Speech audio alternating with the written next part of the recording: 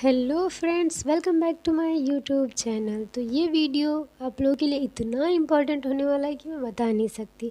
ये है हमारे एग्ज़ाम्स के लिए कुछ इम्पॉर्टेंट टॉपिक्स जो कि अभी तक के लगभग हर एक एग्ज़ाम के पेपर में आपको इसमें से कोई ना कोई टॉपिक मिल ही जाएगा।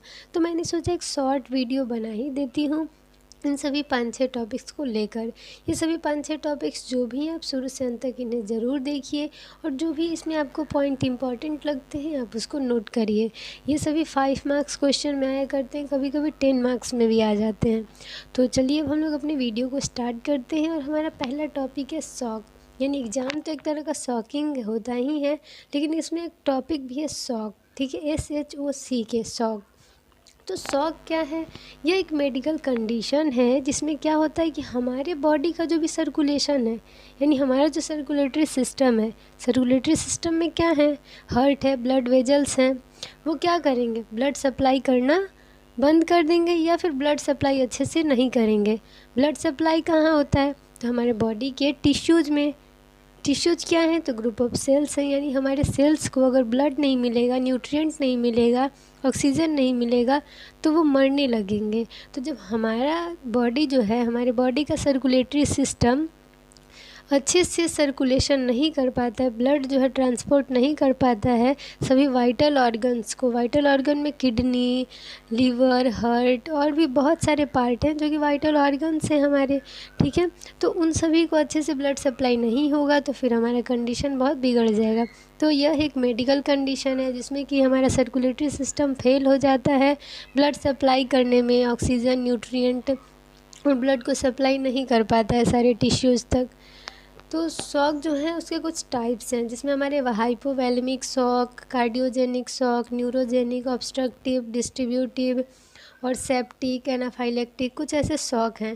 तो इसमें हम एक शॉक के बारे में आपको बताते हैं, 1 बाय 1 सब बताएंगे। ठीक है, हाइपोवैलेमिक शॉक में क्या होता है कि जैसे बर्न हो गया या फिर कोई इंजरी हो गई या फिर सर्जरी के बाद या फिर बहुत कंडीशन ऐसा होता है ट्रॉमा के बाद ब्लड लॉस होता है, फ्लूइड लॉस होता है, जिसके चलते क्या होता है कि हमारे बॉडी में ब्लड का जो लेवल है, ब्लड का जो वॉल्यूम है वो कम हो जाता है। तो उसी कंडीशन को हाइपोवैलेमिक शॉक कहते हैं।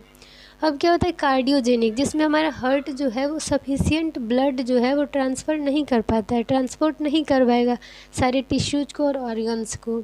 ठीक है, और फिर न्यूरोजेनिक शॉक क्या है? तो न्यूरोजेनिक में जो हमारे जो भी नर्वस सिस्टम है, जैसे में हमारे ब्रेन हो गए, स्पाइनल कॉर्ड हो गए, उसमें कुछ आपका डिफेक्ट आ जाएगा तो जिसके चलते कि वो अच्छे से जो है इंटरेक्शन नहीं हो पाएगा और ब्लड सप्लाई अच्छे से नहीं हो पाएगा। ठीक है, तो ब्लड वेजल्स का इसमें डिफेक्ट हो जाता है कि ब्लड जो वेजल्स हैं, ब्लड वेजल्स वो अच्छे से सप्लाई नहीं कर पाते हैं। डिस्ट्रीब्यूटिव शॉक में हमारा आता है, जो डिस्ट्रीब्यूटिव शॉक है उसमें हमारा सेप्टिक और एनाफाइलेक्टिक बहुत इंपॉर्टेंट है। एनाफाइलेक्सिस में क्या होता है कि इसमें जो है एलर्जिक रिएक्शंस हो जाते हैं। ठीक है, कुछ एलर्जन जो हैं वो एंट्री कर जाते हैं बॉडी में, फिर वो ब्लड वेजल्स में, ब्लड सर्कुलेशन में, तो इससे हमारा जो ब्लड सप्लाई है वो अफेक्ट होता है।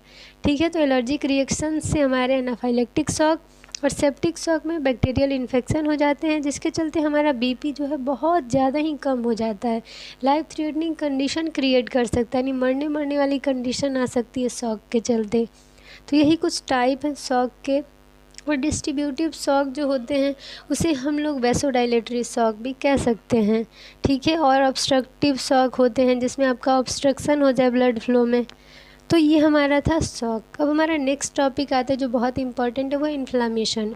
इन्फ्लामेशन क्या है? तो इन्फ्लामेशन एक तरह का हमारे बॉडी का जो है एकदम ही फर्स्ट लाइन डिफेंस है, यानी हमारा इम्यून सिस्टम जो है, हमारे इम्यून सेल्स जो हैं वो सभी बाहर का कोई भी इन्फेक्टिव एजेंट हो, वायरस, फंजाई, बैक्टीरिया, पैरासाइट्स कुछ भी हो, या फिर कोई भी एजेंट हो, फॉरेन पार्टिकल हो, लकड़ी हो गया, कोई भी जो कि हम लोगों के बॉडी पे क्या करे, कोई नुकसान करे।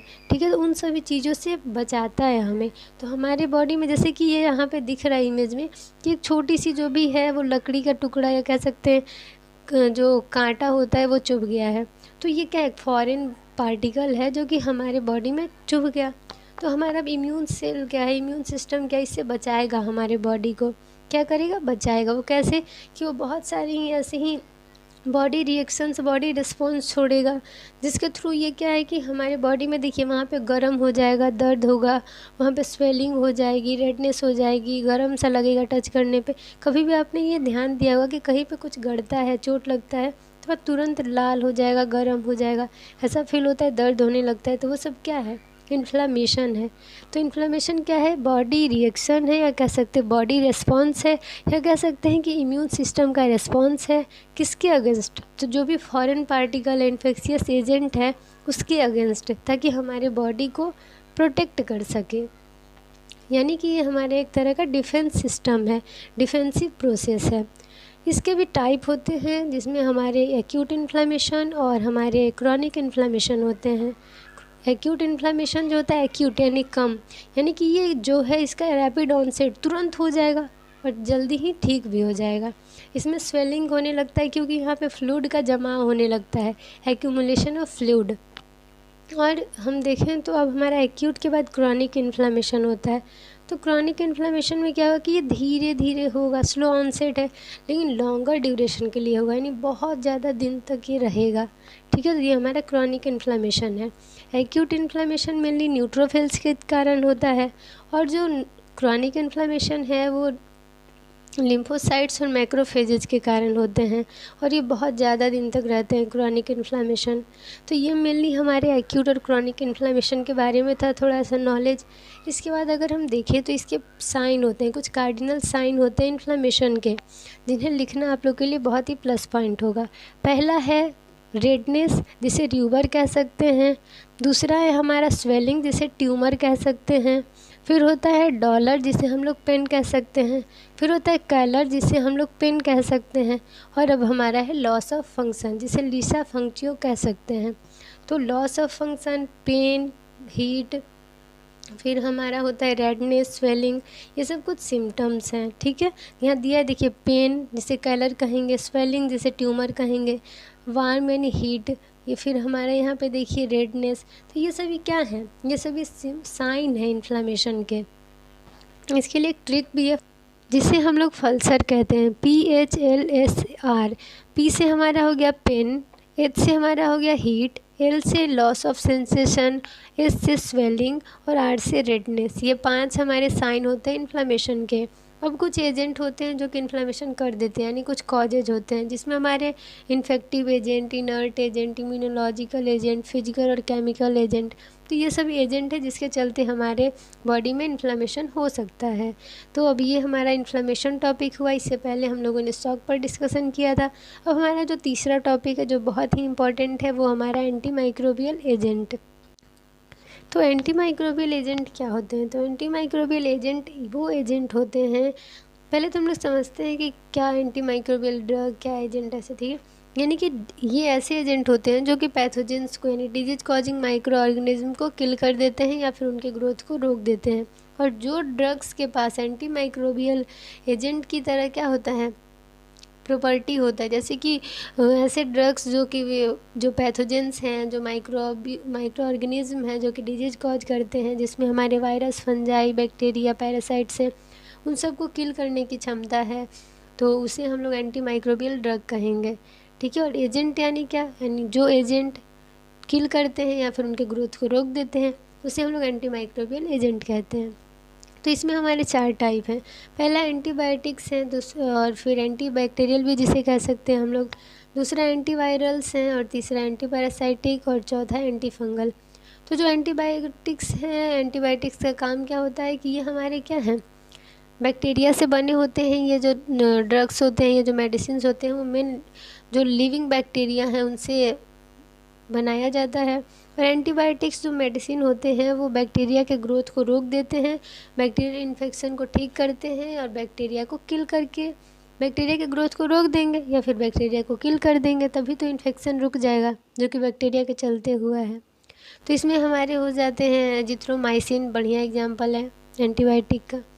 एंटीवायरल्स के बारे में पढ़ते हैं, यानी ऐसे ड्रग्स, ऐसे मेडिकेशन जो कि क्या करते हैं कि वायरल इन्फेक्शन को रोकते हैं। कैसे? तो वायरस के जो ग्रोथ हैं, उसका रिप्लिकेशन, रिप्रोडक्शन को वो प्रिवेंट कर देंगे।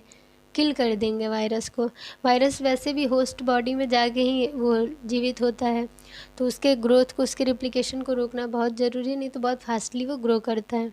तो एंटीवायरल में हमारे नॉरवीर, पैरामावीर होते हैं, ठीक है। तो जो पैरामीवीर होते हैं वो इन्फ्लुएंजा के लिए होते हैं, और नॉरवीर जो ड्रग है वो हमारा HIV के लिए होता है। अब एंटी पैरासाइटिक एजेंट में हम लोग देखें तो ये ऐसे एजेंट होते हैं, यानी इसको हम लोग एंटी हेलमिंटिक भी कह सकते हैं, या फिर एंटी पैरासाइटिक एजेंट भी। तो ये पैरासाइट्स, वॉर्म्स जो होते हैं, तो उनके ग्रोथ को रोक देता है, उनको किल करता है, यानी पैरासाइटिक इन्फेक्शन को रोकता है। इसमें हमारे जो हैं एल्बेंजा हो सकते हैं, एल्बेंडाजोल, इमवॉर्म, ऐसे ऐसे ड्रग्स हैं, ठीक है। और अब हमारे आते हैं एंटी फंगल। तो एंटी फंगल यानी फंगल इन्फेक्शन को रोकना, जिसमें ईस्ट हमारे हो गए और फंजाई वगैरह, तो उन सबको ये क्या करता है, किल करता है, फिर उनके ग्रोथ को रोकता है। इसमें हमारे आ जाते हैं इकोनाजोल, फ्लूकोनाजोल, मिकोनाजोल, ठीक है। म्यूकोनाजोल, फ्लूकोनाजोल और इकोनाजोल, ये सब कुछ एग्जांपल्स हैं एंटी फंगल एजेंट के, ड्रग्स के। तो मेनली यही सारे एजेंट हैं। और इसमें बैक्टीरियोसाइडल, बैक्टीरियोस्टेटिक एक टर्म सुनने को मिलेगा। तो बैक्टीरियोसाइडल यानी जो बैक्टीरिया के ग्रोथ बैक्टीरिया को किल कर देते हैं, उसे बैक्टीरियोसाइडल कहते हैं। और बैक्टीरियोस्टेटिक उसे कहते हैं जिसमें बैक्टीरिया क्या होता है, उसके ग्रोथ को रोक दिया जाता है, ठीक है। तो मेनली यही हमारे एंटी माइक्रोबियल एजेंट्स थे, और 5 नंबर में इतना लिख दीजिएगा, उतना काफ़ी है। अब हमारा नेक्स्ट और बहुत ही इंपॉर्टेंट टॉपिक है, जो कि जनरली आपको इसके बारे में नॉलेज होना चाहिए। तो ये हमारा क्या है, mode of transmission of disease topic, यानी ट्रांसमिशन ऑफ डिजीज़, यानी एक इंसान जो कि स्वस्थ है और एक इंसान जो बीमार है। तो जो बीमार इंसान है, जो बीमारी उसको हुई है, वही बीमारी 10 लोग को हो जाती है। तो क्या है, ये ट्रांसमिशन ऑफ डिजीज़ है। यानी कि एक जो हेल्दी पर्सन है और एक जो इन्फेक्टेड पर्सन है, तो इन्फेक्टेड पर्सन यानी कि जो पीड़ित है किसी बीमारी से, और एक जो स्वस्थ हंसता खेलता इंसान है, खाता पीता सही से है, वो उस बीमार इंसान के कांटेक्ट में आने से वो भी बीमार पड़ जा रहा, या फिर कोई एक रास्ता किसी के ज़रिए वो जो है उस हेल्दी इंसान को, स्वस्थ इंसान को वो बीमारी पकड़ ले रही है। तो ये क्या है, एक तरह का mode of transmission of disease है, ठीक है।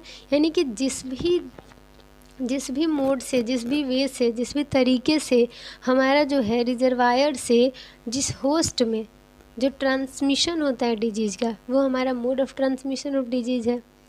मोड क्या है, यानी कि जैसे हम लोग खाना खा रहे हैं और खाने में कोई हमारा क्या है, इन्फेक्टिव एजेंट है जो कि कोई बीमारी कॉज करता है, तो हमको वो बीमारी हो जाएगी, ठीक है।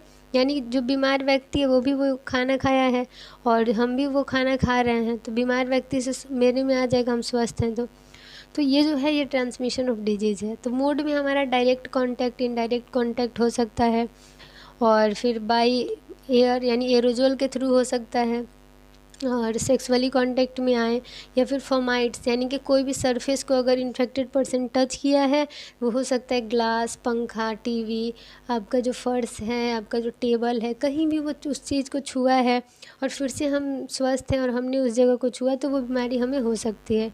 हम लोग खाना खा रहे हैं तो इंजेक्शन, यानी जो चीज़ हम माउथ से खा रहे हैं, ओरली खा रहे हैं और हमारे पेट में जा रहा है, शरीर में जा रहा, और वो जो खाना है, पानी है, या फिर कोई भी वस्तु जिसे खा रहे हैं, तो उसमें अगर वो बैक्टीरिया प्रेजेंट है, वायरस प्रेजेंट है, यानी पैथोजेंस प्रेजेंट है जो कि डिजीज़ कॉज कर सकते हैं, तो वो एक जरिया मिल जाएगा हमारे बॉडी में उस बीमारी को आने का।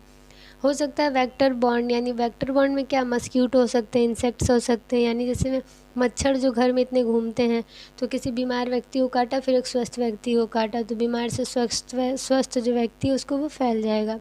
तो यहाँ पे एक फिगर है जिसमें इन्फेक्टेड पर्सन लिखा हुआ है लेफ़्ट साइड में, और एक हेल्दी पर्सन है जिसे राइट साइड में दिखाया है। तो यहाँ दिखाया है, देखिए 4-5 तरीके हैं जिसके थ्रू तुरंत एकदम डिजीज़ जो है वो ट्रांसमिट हो जाता है। जिसमें हमारा पहला डायरेक्ट कांटेक्ट है, जिसमें आप किसी से हैंड शेक करते हैं, हग करते हैं, किस करते हैं, फिर सेक्सुअली कांटेक्ट में आते हैं, तो ये डिजीज़ जो है वो ट्रांसमिट हो जाएगी। दूसरा हमारा आता है एयर के थ्रू, यानी छोटे छोटे स्मॉल ड्रॉपलेट्स, यानी आपको सर्दी खांसी हुई, आप छींकते हैं और कोई स्वस्थ व्यक्ति आपके सामने है, वो ड्रॉपलेट उनके नाक पे, मुंह पे कहीं भी जाती है, फिर वो उनके कांटेक्ट में आती है, तो फिर वो भी इंसान जो है वो कॉमन कोल्ड से, सर्दी खांसी से पीड़ित हो जाता है। अब है कि बाय फूड, यानी कि पानी पीते हैं, खाना खाते हैं, तो ये हमारा क्या है, तो इससे क्या होता है कि इंजेक्शन यानी हमारे ओरल के थ्रू ये सब बीमारियां हमारे शरीर में जा रही हैं। ठीक है, कंटामिनेटेड फूड हो गया, इन्फेक्टेड फूड या इन्फेक्टेड वाटर या इन्फेक्टेड फूड, कुछ भी हो सकता है जिसको खा रहे हैं तो और वो हमें वो बीमारी जो है वो हो जाएगी। फिर होता है वेक्टर बॉन्ड, जिसमें मस्क्यूटो हो गए, इंसेक्ट हो गए, यानी कि मलेरिया जो होता है वो एनोफिल्स मस्क्यूटो के काटने के चलते होता है, फीमेल एनोफिल्स जो मस्क्यूटो होती है, मच्छर। तो इसीलिए क्या कहते हैं कि मच्छरदानी लगा के, नेट लगा के सोना चाहिए, क्योंकि मच्छर जो है वो भी एक ट्रांसमिशन का काम करती है। किसी व्यक्ति को मलेरिया हुआ है, वो मलेरिया पीड़ित व्यक्ति को काटती है, फिर स्वस्थ व्यक्ति को काटती है, तो उस स्वस्थ व्यक्ति को भी मलेरिया हो जाता है। तो ये ट्रांसमिशन का काम कर रही है यहाँ पे। ठीक है, जानवरों के थ्रू, इंसानों के थ्रू, किसी भी ऑब्जेक्ट के थ्रू, या फिर हवा के थ्रू, या फिर डायरेक्ट कांटेक्ट, बहुत सारा कारण है जिससे कि डिजीज जो है, जो बीमारी है, एक इंसान से दूसरे इंसान को हो सकती है। इसीलिए अपना जो स्वास्थ्य है, अपनी जो सेफ्टी है वो अपने हाथ में होती है। तो जितना सेफ रह सके, जितना डिस्टेंस मेंटेन कर सके इन्फेक्टेड पर्सन से, उतना ठीक है। यानी कि उसको कुछ करना ही छोड़ दें, लेकिन सेफ्टी अपना रखना चाहिए ध्यान में। तो इसके बाद अब हमारा बहुत ही इम्पॉर्टेंट टॉपिक है एपोप्टोसिस। तो एपोप्टोसिस के बारे में आपने सुना ही होगा कि ये प्रोग्राम्ड सेल डेथ है, यानी सेल सुसाइड कह सकते हैं। ये कोई एक्सीडेंटल नहीं होता है, ये हमारे शरीर के लिए अच्छा होता है, बेनिफिशियल होता है। हमारे शरीर का जो फंक्शन है वो स्मूथ फंक्शनिंग होते रहे, अच्छे से फंक्शन करते रहे हमारा बॉडी, इसीलिए ये एपोप्टोसिस होता है। और नेक्रोसिस क्या है, तो नेक्रोसिस जो है उसका बहुत ही हार्मफुल इफेक्ट होता है हमारे शरीर पे। वो किसी कारण हो सकता है, यानी वो एक्सीडेंटल सेल डेथ है, अननेचुरल होता है, अनप्रोग्राम्ड होता है। ठीक है, अनवांटेड होता है, यानी कोई चाहता नहीं है कि किसी का हाथ पैर सड़ जाए या फिर कहीं पे घाव बन जाए, कोई चाहता है ऐसा नहीं ना। तो ये नेक्रोसिस जो है अनवांटेड होता है, यानी कहीं पे किसी को चोट लग गया, इंजरी हो गई, ट्रॉमा हो गया, कहीं गिर गए, कुछ हो गया, जल गए, कुछ भी कारण हो सकता है जिसके चलते ये नेक्रोसिस हो सकता है। तो नेक्रोसिस अनवांटेड और एक्सीडेंटल होता है, अननेचुरल होता है। और जो हमारा एपोप्टोसिस है वो नेचुरल होता है, बॉडी के स्मूथ फंक्शनिंग को मेंटेन करने के लिए होता है। और ये हमारा जो है सेल सुसाइड कह सकते हैं, प्रोग्राम्ड सेल डेथ कह सकते हैं। ठीक है, और जो हमारा एपोप्टोसिस है वो हमारा एक्टिव प्रोसेस है, उसमें इन्फ्लामेशन नहीं होगा। और अगर नेक्रोसिस होता है तो उसमें इन्फ्लामेशन होता है, क्योंकि सेल मेम्ब्रेन रप्चर हो जाता है तो इन्फेक्शन हो जाएगा। तो इसीलिए हमारा बॉडी जो है वो बॉडी रिस्पॉन्स करेगा, तो हमारा वो इन्फ्लामेशन हो जाता है नेक्रोसिस के केस में। और नेक्रोसिस जो है वो क्या है कि उसमें एनर्जी की ज़रूरत नहीं होती है, पैसिव प्रोसेस है, यानी किसी भी बुरे काम को होने के लिए कुछ उसको अच्छा थोड़ी ना सुनना है। यही कहते हैं बुराई को कोई रास्ता खोजने की ज़रूरत नहीं होती, उसे रास्ता मिलते जाता है। वैसे ही नेक्रोसिस क्या है, बुरा है, हार्मफुल है हमारे लिए, तो इसको देखिए कोई एनर्जी की ज़रूरत नहीं है। लेकिन एपोप्टोसिस अच्छा चीज़ है तो उसको एनर्जी की ज़रूरत पड़ रही है। ठीक है, तो यहाँ पे कुछ प्रोसेस दिए गए हैं जिसमें हमारे एपोप्टोसिस और नेक्रोसिस के प्रोसेस हैं। तो सबसे पहले क्या होता है कि यहाँ पे ब्लैब फॉर्म होता है, यानी कि लोब्स फॉर्म होते हैं जो सेल मेम्ब्रेन है।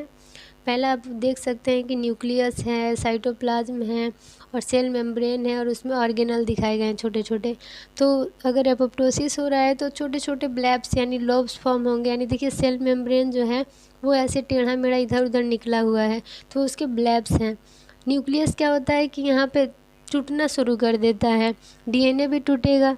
ठीक है, न्यूक्लियस में ही तो डीएनए, क्रोमेटिन वगैरह होते हैं। तो इस तरह से जो भी ये टूटेंगे, जो फ्रेगमेंट्स होंगे, सेल श्रिंक कर रहा है, फिर क्या हो रहा है कि वो ब्रेक कर रहा है, तो उसके साथ में डीएनए और ऑर्गेनल वो सब भी जाएंगे, और वो एक नया एपोप्टोटिक बॉडी जो है वो फॉर्म करेगा। ठीक है, जिसमें ऑर्गेनल्स भी होंगे और डीएनए वगैरह भी होगा। लेकिन नेक्रोसिस जो होता है उसमें ब्लैब्स फॉर्म होते हैं, न्यूक्लियर चेंजेज होते हैं, लेकिन इसमें क्या होता है कि डीएनए और ऑर्गेनल वगैरह नहीं जाता है। वो क्या होता है कि इसमें सेल मेम्ब्रेन रप्चर हो जाएगा, एंजाइमेटिक रिस्पॉन्स के चलते हैं, जो एंजाइम्स होते हैं वो पूरा खा जाते हैं, डाइजेस्ट कर जाते हैं उसके मेम्ब्रेन को। तो यहाँ पे सेल लाइसिस यानी सेल मेम्ब्रेन जो है वो टूट जाएगा, फिर जो भी उसका अंदर का मटेरियल है वो बाहर लीक कर जाएगा। तो इसीलिए यहाँ पे इन्फेक्शन हो जाता है, इसीलिए यहाँ पे इन्फ्लामेशन हो जाता है। तो यही मेनली हमारा एपोप्टोसिस और नेक्रोसिस का प्रोसेस है। और जो नेक्रोसिस होता है उसमें 5 टाइप्स होते हैं, जिसमें हमारा लिक्विफैक्टिव, कोगुलेटिव, फिर फैट, कैसियस और फिर हमारा गैंग्रीनस, फिब्रिनॉइड, कुछ ऐसे नेक्रोसिस हैं। और फिर अगर हम लोग एपोप्टोसिस में देखें तो ये हमारे बॉडी के लिए अच्छा होता है। इसका इंडक्शन कैसे होगा, तो इंडक्शन दो तरीके से है, इंट्रिंसिक और एक्सट्रिंसिक पाथवे है। और इसका कारण देखें एपोप्टोसिस का, तो दो कारण होता है, पहला पैथोलॉजिकल होता है, दूसरा फिजियोलॉजिकल होता है। तो पैथोलॉजिकल में जैसे ही किसी को ट्यूमर हो रहा है, सेल ट्यूमर, तो उसमें क्या होता है कि ड्रग्स दिए जाते हैं जिससे कि सेल का जो है वो डेथ होने लगे जी, क्योंकि अगर सेल मरेगा तो ट्यूमर बड़ा नहीं होगा। ठीक है, तो इसका हमारे शरीर पर अच्छा ही तो इम्पैक्ट है, क्योंकि ट्यूमर बढ़ेगा, सर्जरी करनी पड़ेगी, हो सकता है ये लाइफ थ्रेटनिंग कंडीशन क्रिएट कर दे। तो सेल ट्यूमर यानी ट्यूमर के कंडीशन में भी हम लोग एपोप्टोसिस का ही सहारा लेते हैं, यानी पैथोलॉजिकल यूज भी है इसका। कभी कभी वायरल हेपेटाइटिस हो जाता है तो उसमें भी सेल का जो है वो डेथ करवाना पड़ता है, जिससे कि हमारे शरीर में वो ज़्यादा ना फैले। फिर होता है कि अगर हम लोग देखें कि इसका फिजियोलॉजिकल यूज में, तो जो मेंस्ट्रुअल साइकिल होता है उसमें यूट्रस का एंडोमेट्रियम वॉल जो है वो ब्रेक होता है, सेड ऑफ होता है, यानी टूटता है और फिर ब्लीड होता है, जो भी होता है प्रोसेस मेंस्ट्रुएशन का। तो ये भी एक एपोप्टोसिस से जो है ये हमारे लिए बेनिफिशियल होता है, सही प्रोसेस है। ठीक है, तो इसका कोई हार्मफुल इफ़ेक्ट नहीं है, इसीलिए ये एपोप्टोसिस है। एपोप्टोसिस में अगर फिजियोलॉजिकल में दूसरा एग्जांपल देखें तो इसमें एम्ब्रायोजेनेसिस होता है, जिसमें कि एम्ब्रायो का डेवलपमेंट होता है और जो आरबीसी का डिस्ट्रक्शन होकर नया आरबीसी फॉर्म होता है। तो ये जो भी प्रोसेस हैं वो अच्छे के लिए होते हैं, और जिसका हमारे शरीर पे पॉजिटिव इम्पैक्ट हो रहा है वो एपोप्टोसिस होगा। और नेक्रोसिस क्या है, वो निगेटिव हार्मफुल इफ़ेक्ट है। तो ये हमारा नॉर्मली जो था apoptosis, necrosis, shock, inflammation, anti microbial agent, mode of transmission of disease, ये बहुत ही इंपॉर्टेंट टॉपिक है। और आज नहीं तो कल के एग्ज़ाम में ये एक ना एक क्वेश्चन, 2 या 3 क्वेश्चन इसमें से लड़ने ही लड़ने हैं। तो सारे क्वेश्चन, सारे टॉपिक को अच्छे से पढ़िए। All the best for exams and thank you for watching.